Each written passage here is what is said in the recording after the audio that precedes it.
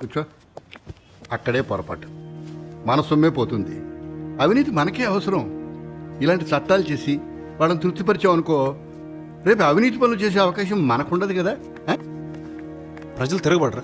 వాళ్ళు ఏమన్నా పిచ్చోళ్ళ? వాళ్ళు అడిగితే ఏం సమాధానం చెప్తారు? సమాధానాలు అడిగి వినే తీరిక ఎవరికి ఉందయ్యా? వాడు కష్టపడి పనిచేసి చికెన్ బిర్యానీ తెచ్చుకుంటాడు. వాడి దగ్గర చికెన్ ముక్క లాక్కున్నాం అనుకో, అన్నంలో పప్పు కలుపుని తింటాడు. పప్పు లాక్కున్నాం అనుకో, చారు కలుపుని తింటాడు.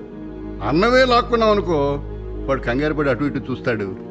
అప్పుడు మనం రైస్ ఫ్రీ అనాలి.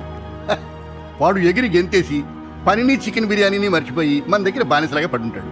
సమాధానాలు ఎవరికి కావాలయ్యా? అది మన పాలసీ.